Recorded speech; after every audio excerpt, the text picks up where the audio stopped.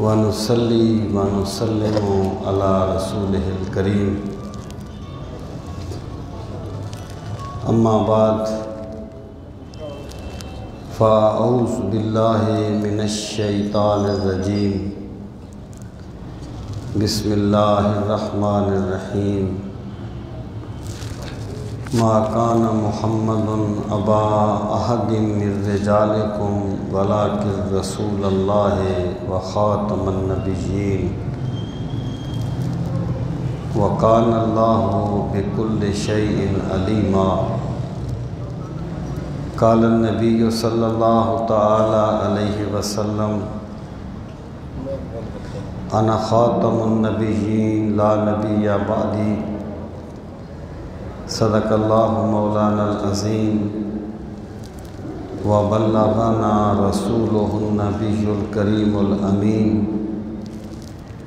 ونحن علی ذالک لمن الشاہدین والشاکرین والحمد للہ رب العالمین رب اشرح لی صدری وَيَسِّرْ لِي أَمْرِي وَاحْلُلْ عُقْدَةً مِّن لِّسَانِي يَفْقَهُوا قَوْلِي اللهم أرنا الحق حقا وارزقنا اتباعه وأرنا الباطل باطلا وارزقنا اجتنابه اللهم أرنا الأشياء كما هي إن الله وملائكته يصلون على النبي يا أيها الذين آمنوا صلوا عليه وسلموا تسليما اللهم صل وسلم على سيدنا ومولانا محمد وعلى آل وأصحاب سيدنا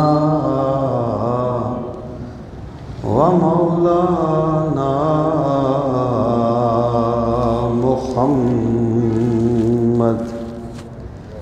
وبارک وسلم وصلی علیہ الصلاۃ والسلام علیک یا رسول اللہ وعلی آلک واصحابک یا حبیب اللہ الصلاۃ والسلام علیک یا شفیع المذنبین وعلی آلک واصحابک یا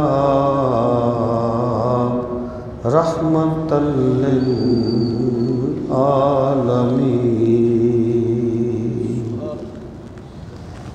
انتہائی عزت و احترام کے لائق قابل سر تکریم معزز و محترم سامعین کرام، یہ ربیع الثانی کا مہینہ ہے۔ انشاءاللہ العزیز اگلے جمعۃ المبارک پر حضور شہنشاہ بغداد حضرت شیخ عبدالقادر جیلانی الحسنی والحسینی رحمۃ اللہ تعالی علیہ کی شخصیت اور آپ کی تعلیمات پہ گفتگو کی جائے گی۔ آج کے جمعۃ المبارک کے اس موقع پر ایک نسبت سے میں جو گزارشات کرنا چاہتا ہوں ان کا عنوان یہ ہے کہ قادیانی مسلمان کیوں نہیں ہیں۔ وادی النظر میں تو یہ کہا جاتا ہے کہ جناب ہم قرآن کو مانتے ہیں، ہم رسول کریم صلی اللہ تعالیٰ علیہ وآلہ وسلم کا کلمہ پڑھتے ہیں، ہم کعبہ کی طرف نماز کر کے منہ کر کے نماز پڑھتے ہیں، تو روزہ رکھتے ہیں، زکوٰۃ دیتے ہیں، تو آخر کیا وجہ ہے کہ ہم مسلمان نہیں ہیں؟ اور جو لوگ دین کی حقیقت سے واقف نہیں ہوتے اور جو لوگ عقائد کی حساسیت سے آگاہ نہیں ہوتے، وہ یہ سمجھتے ہیں کہ شاید یہ مسئلہ کوئی علماء کا بنایا ہوا مسئلہ ہے، ورنہ جو لوگ نماز پڑھتے ہیں وہ مسلمان کیوں نہیں ہیں؟ اور پھر حضرت امام اعظم ابو حنیفہ رحمۃ اللہ تعالیٰ علیہ کا ایک فرمان ہے، لا نکفر اہل القبلہ، کہ ہم اہل قبلہ کی تکفیر نہیں کرتے۔ اس کا وہ غلط مفہوم بیان کرتے ہیں، میں ابھی اس کے بارے میں اس کی حقیقت آپ پر واضح کروں گا۔ سامعین محترم، اصل بات یہ ہے کہ ایمانیات کے بارے میں جز کا انکار کل کا انکار ہوتا ہے۔ یعنی اگر ایک بندہ یہ کہے کہ میں سارے کام کروں گا، نماز، روزہ، حج، زکوٰۃ سب کچھ کروں گا، لیکن میں حضرت نوح کو اللہ کا پیغمبر نہیں مانتا، یعنی قرآن کریم کی ایسی بات، جتنے میں مثال دی نا، ایک ایسی بات جس کا مفہوم بالکل واضح ہو، وہ یہ کہے کہ میں سارے دین کو مانتا ہوں لیکن میں اس بات کو نہیں مانتا، ایک بات کا وہ نہیں مانتا، میں حضرت نوح کو اللہ کا پیغمبر نہیں مانتا، یا میں نہیں مانتا کہ ذوالقرنین نام کا کوئی بندہ دنیا میں گزرا ہے، تو وہ بندہ کافر ہوگا، کیونکہ اس نے قرآن کریم کی نص قطعی کا انکار کیا ہے۔ دین کا جو معاملہ ہے اس میں کمپرومائز نہیں ہوتا کہ جناب مہینے میں 29 دن تو ہم تمہارے خدا کو سجدہ کر لیں گے اور ایک دن تم ہمارے بت کو سجدہ کر لینا، اس طرح ہم صلح صفائی سے رہیں گے۔ اگر ایک بندے نے سینکڑوں سال عبادت کرنے کے بعد بھی ایک سجدہ بت کو کر لیا، وہ کافر ہو گیا، اس کی ہزاروں سالوں کی عبادتیں برباد ہو گئی۔ میں یہیں پر یہ بات عرض کر دوں، پھر یہ بات رہ نہ جائے کہ جو امام اعظم ابو حنیفہ رحمۃ اللہ تعالیٰ علیہ کا فرمان ہے،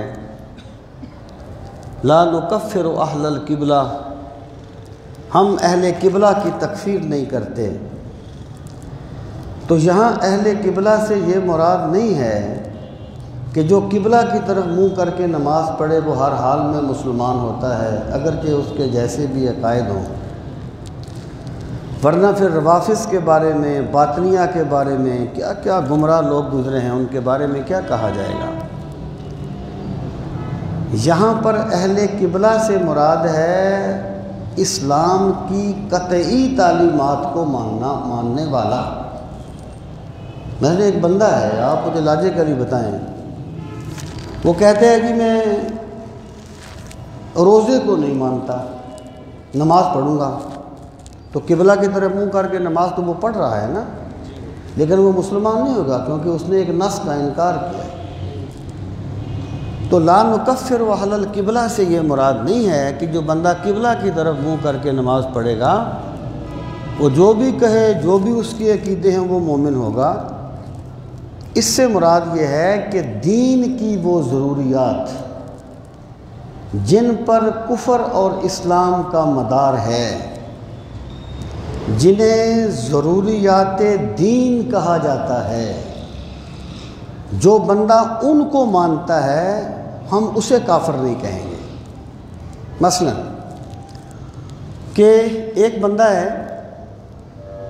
مثلا دیکھیں معراج کی آپ مثال لیں، میں تھوڑی سی اس کی وضاحت کروں۔ بعض چیزیں ضروریات دین ہوتی ہیں، بعض چیزیں ضروریات مذہب ہوتی ہیں، اور بعض چیزیں محکمات ثابتات یا ظنیات محتملہ کے حکم میں آتی ہیں۔ آپ معراج کی مثال سے اس چیز پہ غور فرمائیں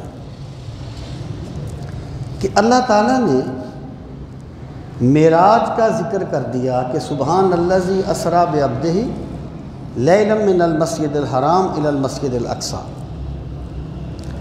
کہ اللہ تعالیٰ اپنے بندے کو لے گیا مسجد حرام سے مسجد اقصی تک۔ اب جو بندہ یہ کہے کہ معراج نہیں ہوا سرے سے، معراج ہوا ہی نہیں، وہ کافر ہوگا، کیونکہ اس نے نص قطعی کا انکار کیا۔ ایک بندہ یہ کہے کہ معراج ہوا لیکن جسمانی نہیں تھا، روحانی تھا، آپ اس بندے کو کافر نہیں کہہ سکتے، لیکن وہ بندہ اہل سنت میں سے نہیں ہوگا۔ مطلق معراج کا ماننا ضروریات دین ہے، اور معراج کو جسمانی ماننا ضروریات مذہب ہے۔ اب ایک بندہ یہ کہتا ہے کہ جناب معراج کی رات رسول کریم علیہ السلام کو اللہ تعالیٰ کا دیدار نہیں ہوا، ہم یہ کہیں گے کہ تمہاری رائے غلط ہے، تمہارا عقیدہ صحیح نہیں ہے، لیکن نہ ہم اسے کافر کہیں گے نہ اسے اہل سنت سے خارج کہیں گے۔ یہ عقائد کی قسمیں ہوتی ہیں۔ تو امام اعظم ابو حنیفہ کے اس فرمان کا مطلب یہ ہے کہ جو بندہ ضروریات دین کو مانتا ہے ہم اسے کافر نہیں کہیں گے۔ ایک بندہ کہتا ہے کہ جی معراج جسمانی نہیں تھا، روحانی تھا، ہم اسے کافر نہیں کہیں گے، ہم اسے اہل سنت سے خارج کہیں گے۔ اچھا، ایک بات تو اس پہ آپ غور فرمائیں۔ دوسری بات یہ ہے کہ یہ ایک بالکل عام سا ٹرینڈ ہے۔ یہ ٹرینڈ باطل مذاہب والے بھی اپناتے ہیں، مسالک والے بھی اپناتے ہیں، اور ہمارے سیاستدان بھی اپناتے ہیں، کہ ایسے ایشو کھڑے کر دینا جو غیر اہم ہوں تاکہ لوگوں کی توجہ اہم ایشو سے ہٹ جائے۔ یعنی کوئی ایسا معاملہ کھڑا کر، آپ دیکھتے نہیں ہیں کیسے ایک معاملہ اٹھتا ہے پھر کیسے دب جاتے، لوگ اس کو بھول جاتے ہیں۔ یہ ایک ٹرینڈ ہے۔ اب جب بھی کسی قادیانی سے آپ کی بات ہوگی، اللہ نہ کرے کہ آپ کی کس سے بات ہو، کیونکہ وہ لوگ اپنے باطل مذہب کے لیے بڑی محنت کرتے ہیں، اور وہ چکر دینے میں بڑے تیز ہوتے ہیں، کیونکہ یہ اقلیت کا ایک معاملہ ہوتا ہے۔ وہ آپ سے ایسے آپ بات کرے گا کہ جیسے قادیانیوں اور مسلمانوں کا جو اختلاف ہے وہ صرف حیات مسیح کا ہے،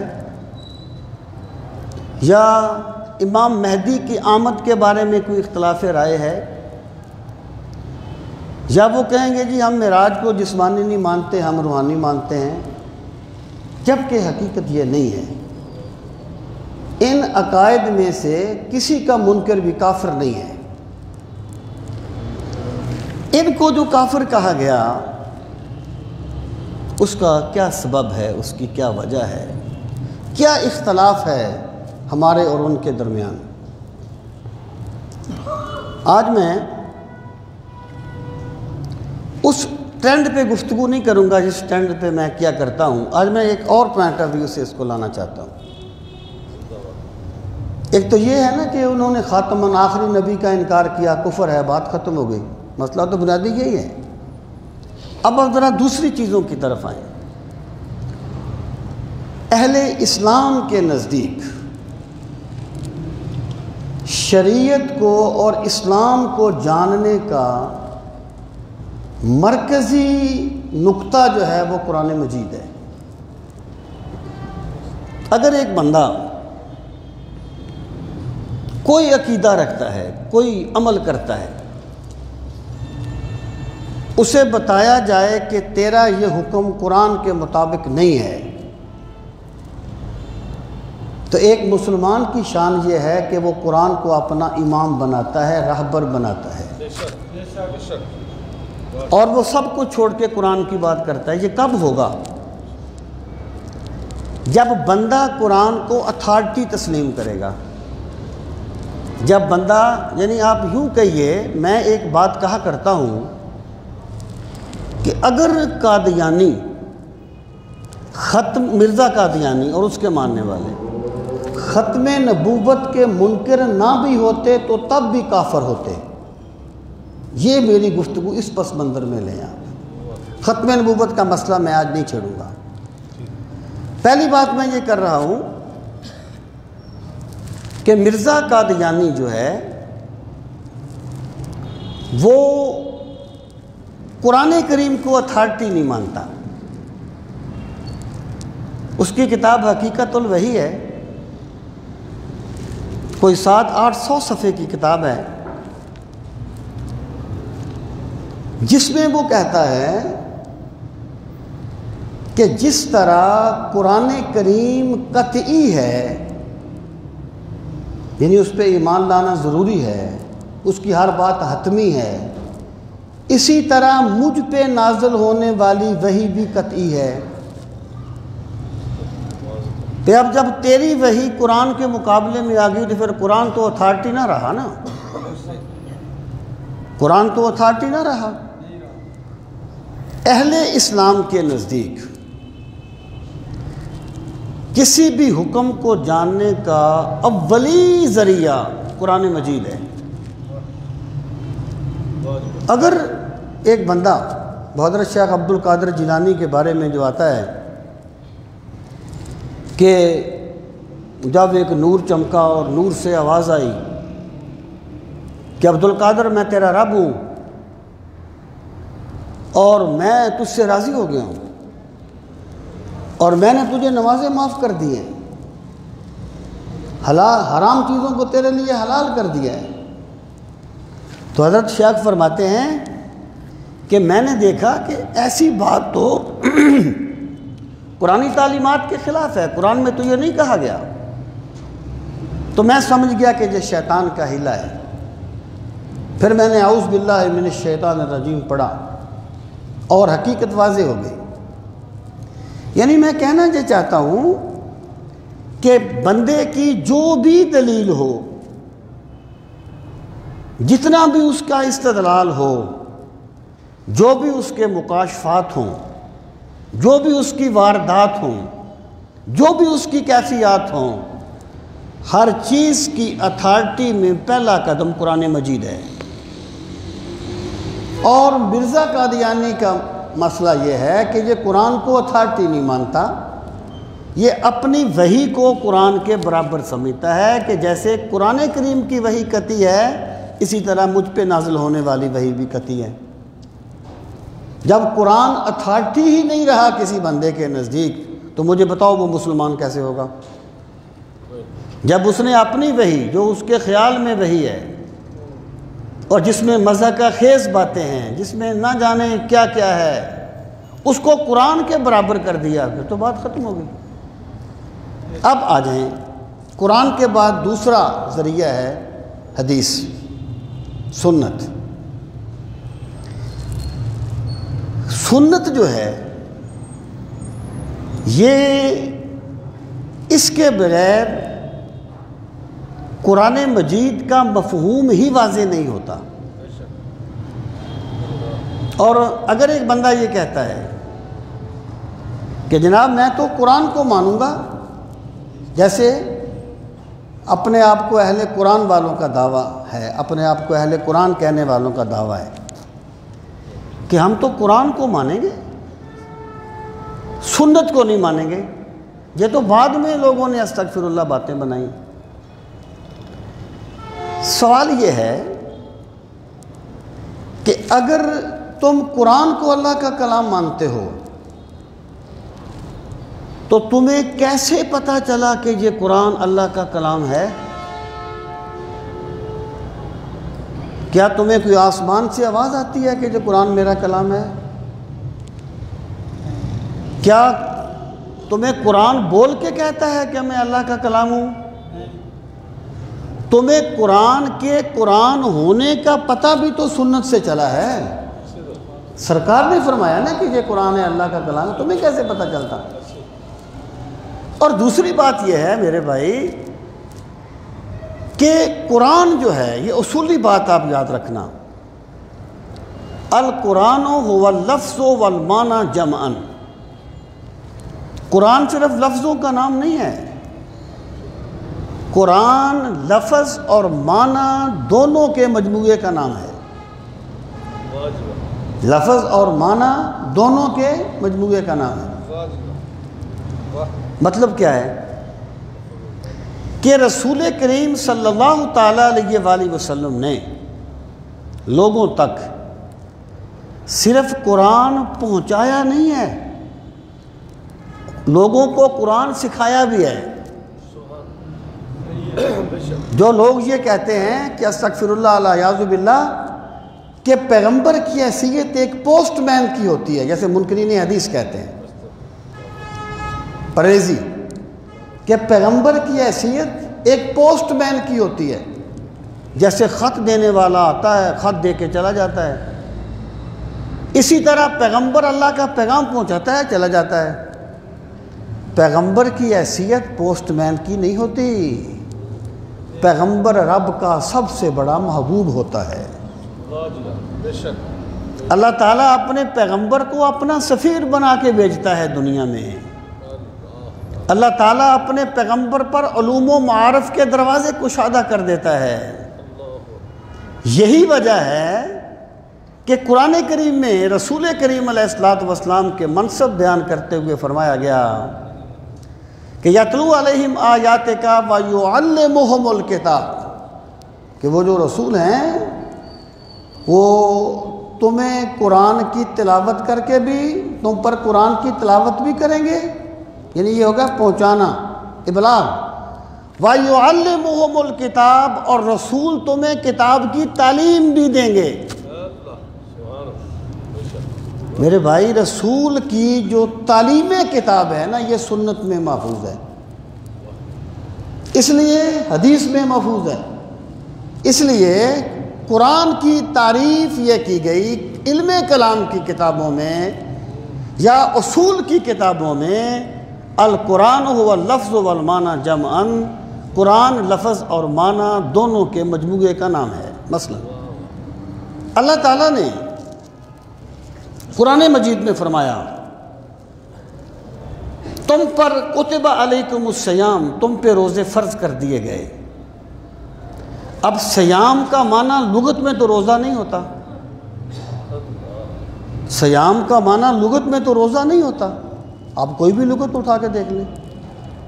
صیام کا معنی ہوتا ہے رک جانا، الامساک، رک جانا۔ اب اگر ایک بندہ باطنیہ ایک فرقہ ہے، بے پناہ تباہیاں مچائیں انہوں نے اسلام کی تاریخ میں، وہ کہتے تھے ہم کتب علیکم الصیام کو مانتے ہیں لیکن روزے کو نہیں مانتے۔ کیوں؟ صیام کا معنی ہے رک جانا۔ اس سے مراد یہ ہے کہ تمہیں تمہارے امام نے جو راز کی بات بتائی ہے، ان باطنیوں نے ہمیشہ اپنے دین کو راز رکھا ہے، کیونکہ اگر یہ اوپن کرتے تو ان کا کذب ظاہر ہو جاتا تھا۔ وہ کہتے ہیں اس کا معنی ہے رک جانا، اس کا مطلب یہ ہے کہ تمہارے امام نے تمہیں جو راز کی بات بتائی ہے اسے آگے بیان نہ کرو، یہ ہے صیام۔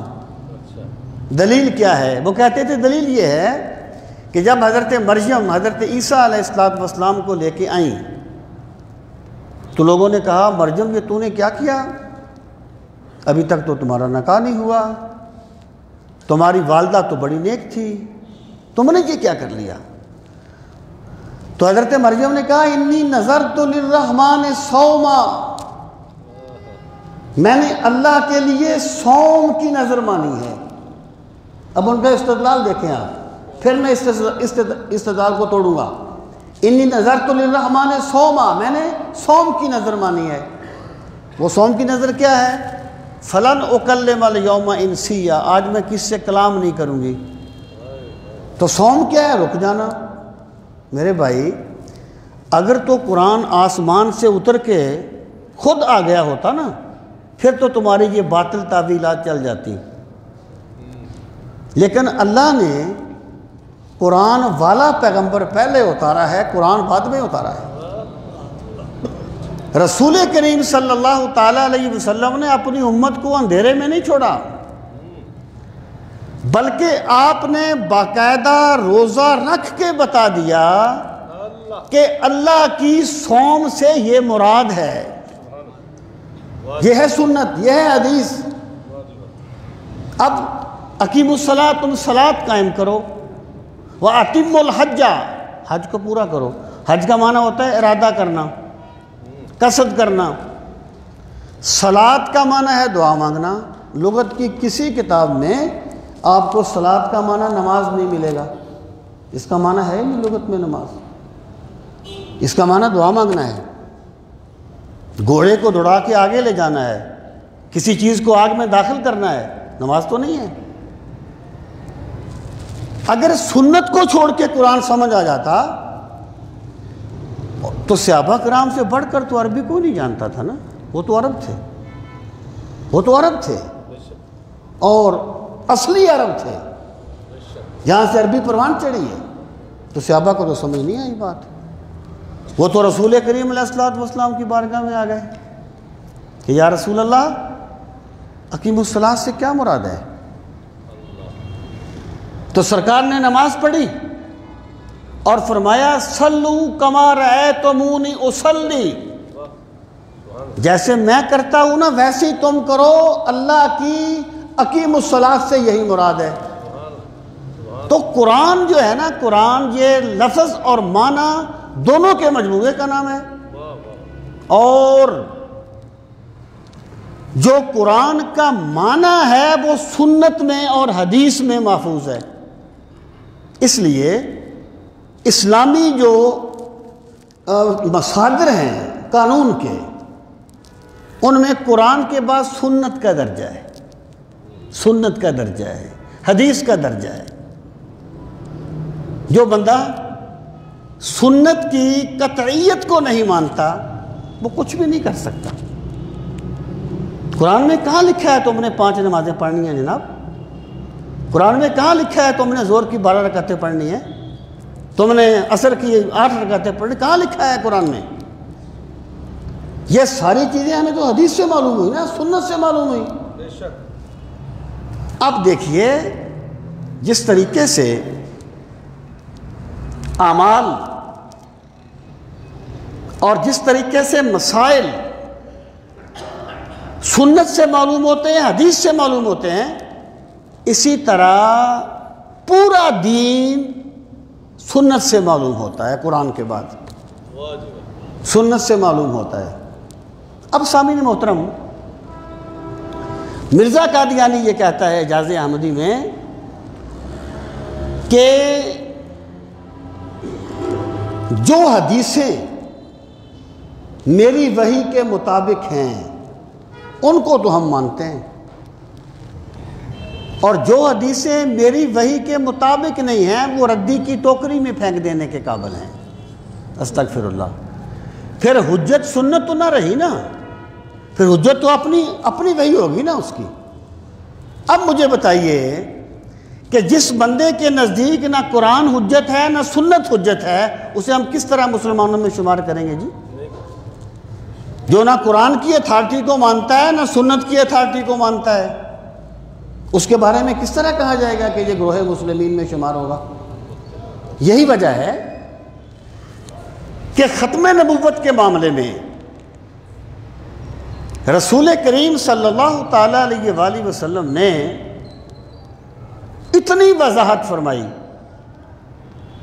کہ کوئی انصاف پسند آدمی یہ سوچ بھی نہیں سکتا کہ رسول کریم علیہ الصلوۃ والسلام کے بعد بھی کوئی نبی آ سکتا ہے، سوچا بھی نہیں جا سکتا، اتنی آپ نے وضاحت فرمائی۔ اور ختم نبوت کی احادیث تواتر کی حد کو پہنچتی ہیں، علامہ ابن کثیر کہتے ہیں تواتر کی حد کو پہنچتی ہیں۔ اس کا انکار کیسے کر دیا اتنی حدیثوں کا؟ انکار کی بنیاد یہ ہے کہ جب نظریہ یہ ہے کہ جو حدیث میری وحی کے خلاف ہے وہ ماننے کے قابل نہیں ہے، وہ ردی کی ٹوکری میں پھینکنے کے قابل ہے، تو پھر مجھے بتایا جائے حدیث کی حجیت کہاں گئی، حدیث کی قطعیت کہاں گئی؟ تو جب ایک بندہ نہ قرآن کو حجت مانے نہ سنت کو حجت مانے، تو پھر وہ کیسے کہے گا جی میں مسلمان ہوں اور مجھے مسلمانوں میں شمار کیا جائے؟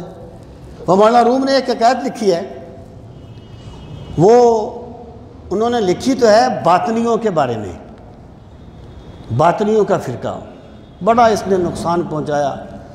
اب بھی امام رازی کو باطنیوں نے شہید کیا تھا، یہ جو تھا نا وہ ایسا ان کو وہ زہر آلود خیالات اپنے عقیدت مندوں میں پیدا کرتے تھے کہ وہ بڑے بڑے علماء اور محدثین کو انہوں نے شہید کیا تھا۔ اب بھی بہت سے لوگ ان کی بولی بولتے ہیں لیکن انہیں علم نہیں ہوتا کہ ہم باطنیہ کی بولی بولتے ہیں۔ وہ کہتے تھے ہم اقیم الصلاۃ کو مانیں گے لیکن نماز کو نہیں مانیں گے، کتب علیکم الصیام کو مانیں گے لیکن روزے کو نہیں مانیں گے، اتم الحج حج کو مانیں گے لیکن مکے نہیں جائیں گے۔ اب بھی نہیں آپ نے دیکھا وہ کیسے فیس بک پہ بیٹھ کے گالیاں دیتا ہے مکے کو؟ باطنی ہے وہ، باطنیوں کا فرقے کا ایک وہ فتنہ ہے۔ تو وہ جو گوھر شاہی کی بات کر رہا ہوں، تو امام مولانا روم نے ایک حکایت لکھی بات کو واضح کرنے کے لیے، فرمانے لگے کہ چینیوں میں ایک رواج تھا کہ وہ بازو پر نشان لگا کے کوئی تصویریں بناتے تھے، کھدائی کر کے نا بازو کی وہ سوئیوں کے ساتھ، تو کوئی تصویر بناتی، کوئی لفظ لکھ دیا، آج کل بھی یہ ہوتا ہے۔ تو ایک بندے نے کہا کہ یار میرے یہاں پر شیر کی تصویر بنا، اور جب اس نے سوئی چبھوئی نا تو اس نے کہا یار کیا بنا رہا ہے شیر کا؟ اس نے کہا میں شیر کا سر بنا رہا ہوں۔ اس نے کہا سر کو چھوڑ دیں باقی شیر بنا دیں۔ تو پھر اس نے سوئی چبھوئی، اس نے کہا اب کیا بنا رہا ہے؟ اس نے کہا شیر کی ٹانگیں بنا رہا ہوں۔ اس نے ٹانگوں کو چھوڑ یار باقی شیر بنا دیں۔ اس نے کہا ٹھیک ہے۔ پھر اس نے سوئی اب کیا کر رہا ہے؟ اس نے کہا شیر کا پیٹ بنا رہا ہوں۔ کہا پیٹ کو چھوڑ باقی شیر بنا دے۔ مولانا کہتے ہیں اس نے کہا کہ بھائی میں نے کوئی ایسا شیر نہیں دیکھا جس کی نہ ٹانگیں ہوں نہ سر ہو نہ پیٹ ہو، میں نے کوئی ایسا شیر نہیں دیکھا۔ تو مولانا روم نے کہا لوگوں جب تم نے نماز کا انکار کر دیا، روزے کا انکار کر دیا، حج کا انکار کر دیا، زکوٰۃ کا انکار کر دیا، تو تم مسلمان کس طریقے سے ہو؟ جب تم نے کچھ چھوڑا ہی نہیں تو مسلمان کس طریقے سے ہو؟ تو خدا را مجھے بتائیے کہ جو بندہ قرآن کو حجت نہیں مانتا، جو سنت کو حجت نہیں مانتا، وہ کس طریقے سے اپنے آپ کو مسلمان کہتا ہے؟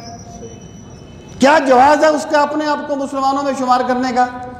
مسلمان کا طریقہ تو یہ ہے کہ جب رسول کریم علیہ الصلوۃ والسلام کا فرمان آ جائے اپنے سارے استدلال پیچھے رہ جاتے ہیں۔ چاروں اماموں کا یہ قول ہے، چاروں اماموں کا، کہ اگر ہمارے اجتہاد کے مقابلے میں تمہیں کوئی حدیث مل جائے، دیکھیں پہلی بات تو یہ یاد رکھیں کہ اماموں کا اجتہاد وہاں ہے، یہاں نص نہیں ہے،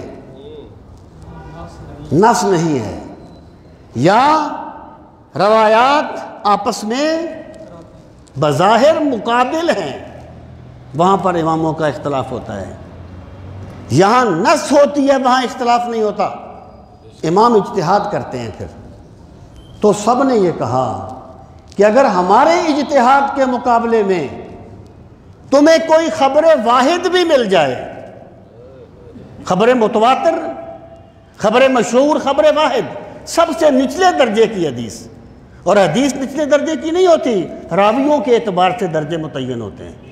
جو بات سرکار کا فرمان ثابت ہو جائے وہ قرآن کی ہم پلہ ہوتی ہے۔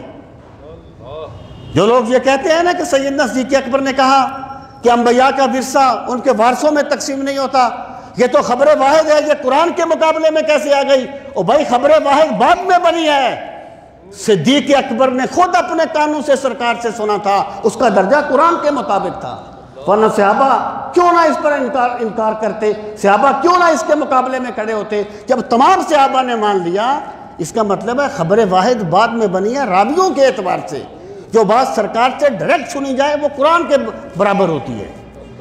تو سامعین محترم، میں آپ سے یہ عرض کر رہا تھا کہ تمام اماموں نے یہ کہا کہ اگر ہمارے اجتہاد کے مقابلے میں تمہیں کوئی خبر واحد بھی مل جائے، ہمارا اجتہاد پیچھے کر دینا، سرکار کے فرمان پہ عمل کرنا۔ اس کی عملی مثالیں ہیں، مثلا کہ نماز میں اگر ایک بندہ نماز پڑھتے ہوئے ہنس پڑے تو فقہ یہ کہتی ہے اس کی نماز بھی ٹوٹ گئی، اس کا وضو بھی ٹوٹ گیا۔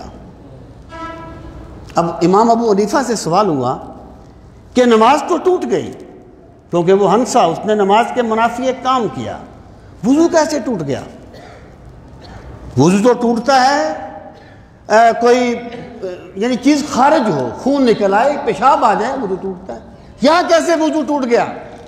انہوں نے فرمایا ایک مرتبہ رسول کریم علیہ الصلوۃ والسلام نماز پڑھا رہے تھے، ایک صاحب آئے، وہاں ایک کچھ چھوٹا سا گڑھا تھا، وہ گڑھے میں گر گئے، کچھ نماز پڑھنے والے لوگ ہنس پڑے، ان کی ہنسی چھوٹ گئی، کیونکہ صحابہ کی تربیت مرحلہ بمرحلہ ہوئی ہے۔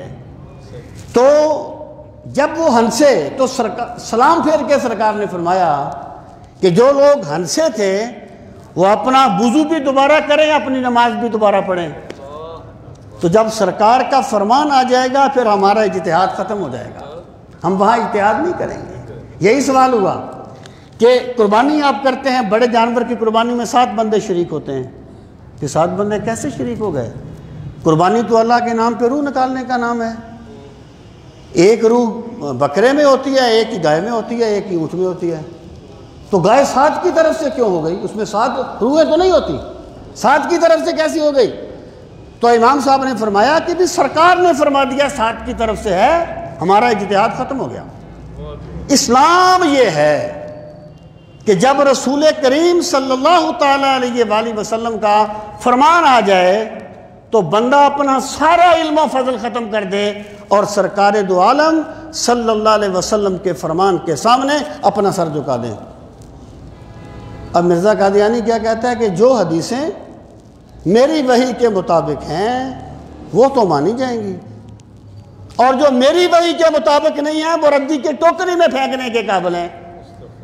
مطلب کیا ہے کہ میری وحی یہ کہتی ہے تو پیغمبر ہے، سرکار فرمائے میرے بعد کوئی پیغمبر نہیں آئے گا تو میں اپنی وحی کو مانوں گا۔ اب مجھے بتائیے کس طریقے سے اس بندے کو گروہ مسلمین میں شمار کرو گے؟ کس طریقے سے اس کے ماننے والوں کو مسلمان شمار کیا جائے گا جو نہ قرآن کی حجت کو مانتے ہیں نہ سنت کی حجت کو مانتے ہیں؟ سامعین محترم، آگے آ جائیں انبیاء کرام کے بارے میں۔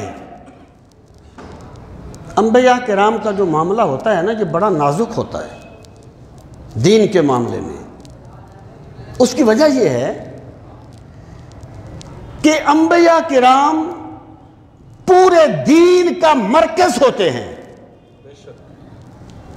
یعنی ہم مسلمان ہیں، اللہ کو مانتے ہیں، رسولوں کو مانتے ہیں، نہ ہم نے خدا کو دیکھا، نہ ہم نے فرشتوں کو دیکھا، نہ ہم نے آخرت کو دیکھا، نہ ہم نے قرآن اترتے ہوئے دیکھا، بس ہم نے کیا کیا، ایک دیکھنے والے کا کہا مان لیا ہے، بن دیکھے تجھے ہم نے خدا مان لیا ہے۔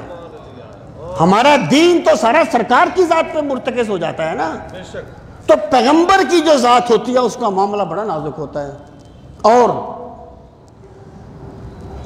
یہ جو ذات پیغمبر کا معاملہ ہے، اللہ تعالیٰ کے پیغمبر کی، کسی بھی پیغمبر کی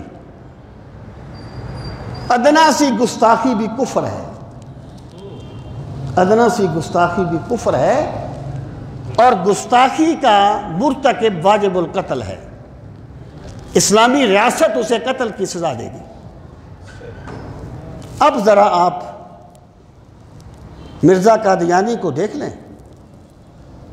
کہ وہ انبیاء کے بارے میں کیا نظریہ رکھتا ہے، انبیاء کے بارے میں کیا کہتا ہے، صحابہ کے بارے میں کیا کہتا ہے، اہل بیت کے بارے میں کیا کہتا ہے۔ بخدا اس کی باتوں کو بیان کرنا ممکن نہیں ہوتا۔ اس کی باتیں بندہ اپنے کسی بے تکلف دوست کے ساتھ بھی شیئر نہیں کر سکتا۔ اگر کوئی صاحب اس کی تفصیل دیکھنا چاہے تو میری کتاب جو ہے ختم نبوت پر، اس کا ایک چیپٹر ہے مرزا جی اپنی تحریروں کے آئینے میں، اس کو ذرا دیکھ لینا، پھر دیکھنا کہ میں کیا کہنا چاہتا ہوں جو میں یہاں نہیں کہہ سکتا۔ انبیاء کے بارے میں حضرت عیسیٰ علیہ السلام اللہ تعالیٰ کے پیغمبر ہیں، اور کوئی مسلمان ایسا نہیں ملے گا جو حضرت عیسیٰ علیہ السلام کو اللہ کا پیغمبر، روح اللہ اور کلمۃ اللہ نہ مانتا ہو۔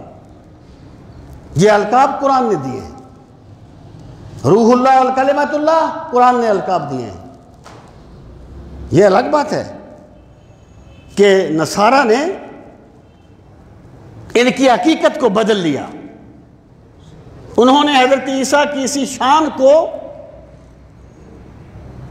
شرک کا سبب بنا لیا کہ کلمۃ اللہ سے مراد ہے اللہ کا کلام، جیسے اللہ ازلی ہے ویسے حضرت عیسیٰ بھی ازلی ہے، اللہ ازلی ہے اس کا کلام بھی ازلی ہے۔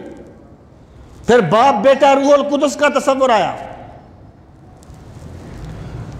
امام غزالی کہتے ہیں کہ بات یہ نہیں ہے، حضرت عیسیٰ کلمۃ اللہ ہیں، لیکن اس کا مطلب یہ نہیں ہے جو انہوں نے سمجھا۔ حضرت عیسیٰ کے کلمۃ اللہ ہونے کا مطلب یہ ہے کہ جب انسان کی تخلیق ہوتی ہے تو وہاں پر دو چیزیں ہوتی ہیں، دو مرحلے ہوتے ہیں۔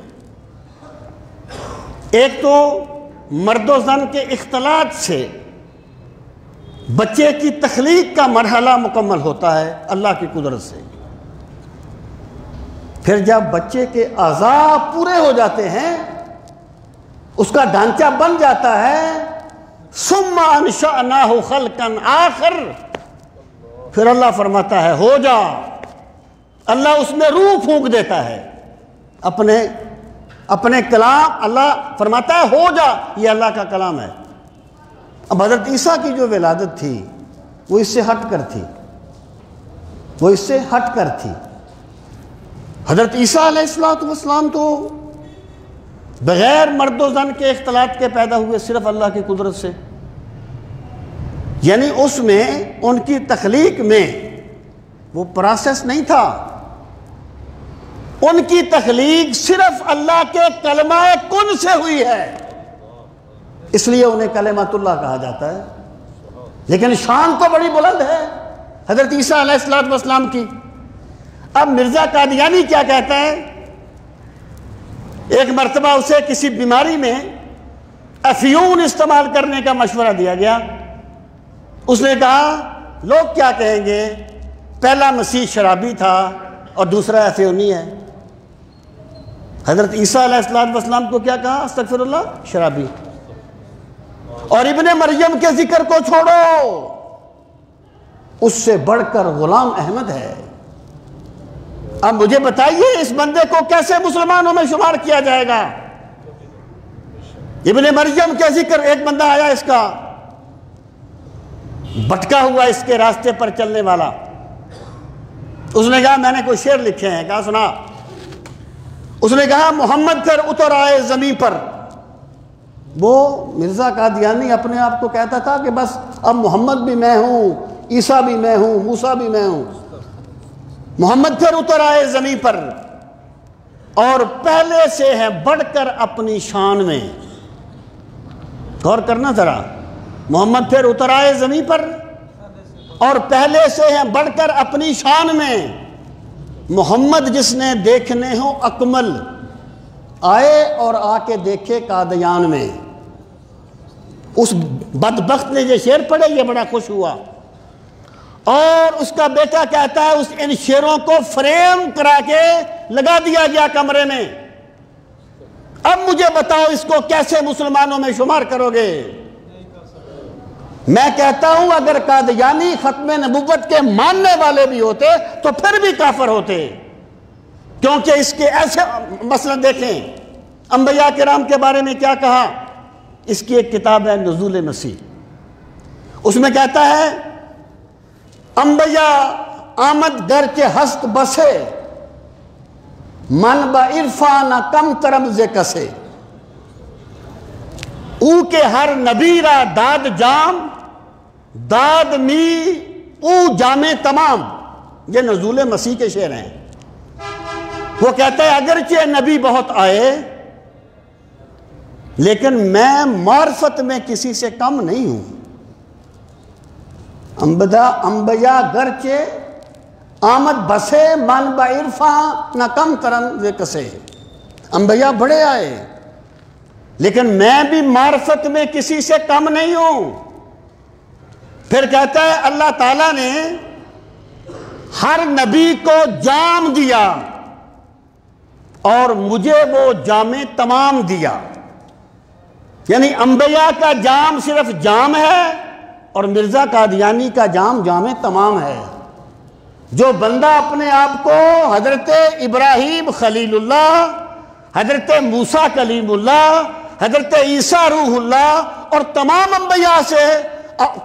انبیاء کے بارے میں کہتا ہے کہ میں کسی سے کم نہیں ہوں اور مجھے جامع تمام ملا ہے، خدا را مجھے بتاؤ اسے کیسے مسلمان شمار کرو گے؟ کس طریقے سے اسے گروہ مسلمین میں شمار کیا جائے گا؟ اور سامعین محترم، پھر اس نے یہ جو حضرت عیسیٰ علیہ السلام کے بارے میں آتا ہے کہ اللہ تعالیٰ نے انہیں محض اپنی قدرت سے پیدا فرمایا، وہ تریاق القلوب میں کہتا ہے۔ دیکھیں اس پر بھی کبھی غور فرمائیں کہ جب حضرت مریم آئینہ لے کر لوگوں نے کہا مریم تیرا بیٹا کیسے ہو گیا، ابھی تو تیرا نکاح نہیں ہوا، لیکن یہ مرزا یہ کہتا ہے کہ نکاح نہیں ہوا تھا، شاید منگنی ہوئی تھی۔ آپ جانتے ہیں منگنی کی دین میں کوئی حیثیت نہیں ہے، منگنی سے نکاح ثابت نہیں ہوتا، منگنی ہماری ایک رسم ہے۔ وہ بدبخت یہ کہتا ہے کہ منگنی ہوئی تھی اور استغفر اللہ، پھر وہ یہ ثابت کرتا ہے کہ وہ آپس میں چلتے پھرتے تھے۔ یہ حضرت مریم پر وہ بہتان ہے جو مرزا قادیانی لگاتا ہے، میں نے اپنی کتاب میں اس کا حوالہ بھی دیا ہے۔ اور لوگوں نے کہا یہ تو نے کیا کیا؟ پتہ حضرت مریم نے کیا کہا؟ فَأَشَارَتْ إِلَيْهِ، انہوں نے اپنے بیٹے عیسیٰ کی طرف اشارہ کیا۔ قالو کہنے لگے، لوگوں نے کہا کیف نکلم من کان فی المہد صبیا، ہم کیسے بات کریں اس سے جو ابھی پنگوڑے میں بچہ ہے، کھیل رہا ہے، بچہ ہے چند دنوں کا، چند گھنٹوں کا، کیسے اس سے بات کریں؟ حضرت عیسیٰ بولے انی عبداللہ، میں اللہ کا بندہ ہوں، آتانی الکتاب، میرے رب نے مجھے کتاب عطا فرمائی ہے، وجعلنی نبیّا، اور میرے رب نے مجھے نبی بنایا ہے۔ اب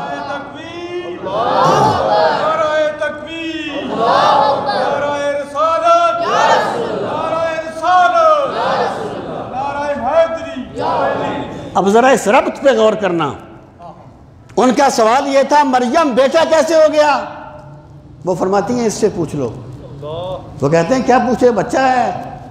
حضرت عیسیٰ بولتے ہیں اللہ کا بندہ ہوں، مجھے رب نے نبی بنایا ہے، مجھے رب نے کتاب دی ہے.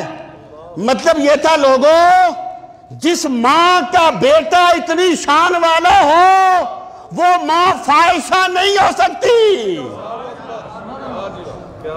جس ماں کا بیٹا اتنی عظمت والا ہو وہ ماں اپنے رب کی باغی نہیں ہو سکتی. یہ اس میں استدلال تھا. یہ حضرت عیسیٰ کی شان ہے. اب مرزا کیا کہتا ہے؟ کہتا ہے بغیر باپ کے پیدا ہونا کون سا بڑا کمال ہے. برسات میں کئی کیڑے مکوڑے بغیر ماں باپ کے پیدا ہو جاتے ہیں. اللہ فرماتا ہے لِنَجْعَلَهُ آیَةً، ہم نے حضرت عیسیٰ کی ولادت اس لیے کی تاکہ ہم انہیں اپنی قدرت پر نشانی بنا دیں.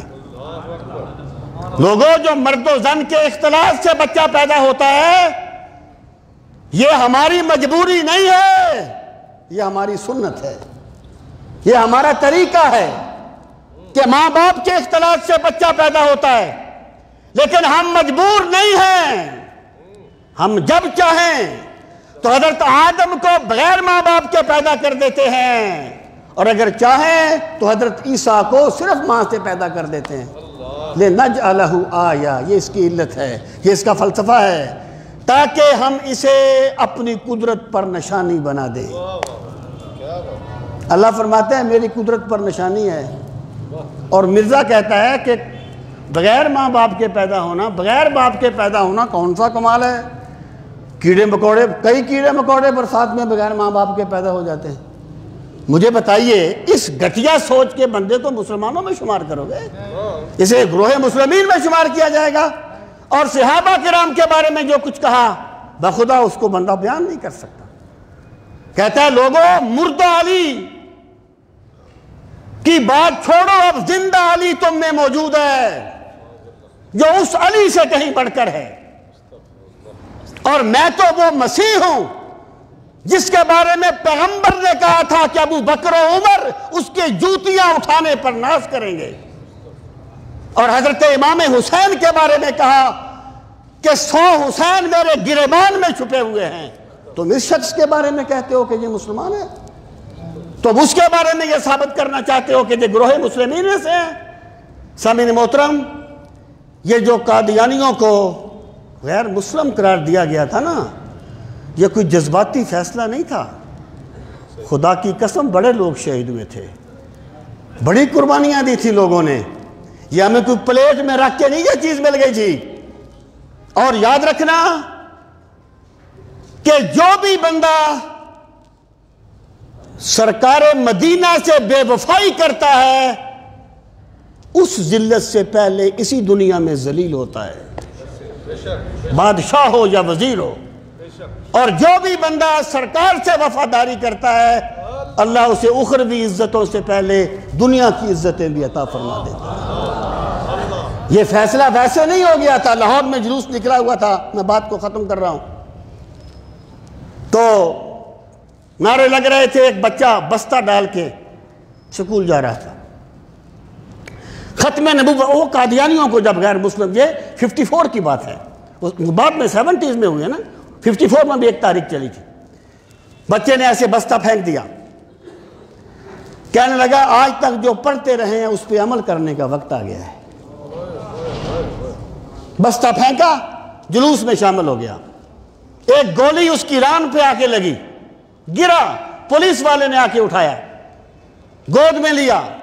اس نے کہا، اس بچے نے کہا، کہنے لگا عشق مصطفیٰ تو میرے سینے میں ہے، گولی میری ران پہ کیوں ماری ہے؟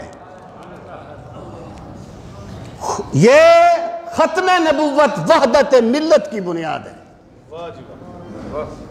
اور سامعین محترم، جو بندہ نہ قرآن کو حجت مانے، نہ سنت کو حجت مانے، انبیاء کی توہین کرے، صحابہ کی توہین کرے، اہل بیت کی توہین کرے، خدا را مجھے بتایا جائے اسے کس طرح مسلمانوں میں شمار کیا جائے گا. اللہ تعالی ہم سب کو دین کا فہم صحیح نصیب فرمائے۔ وما علیہ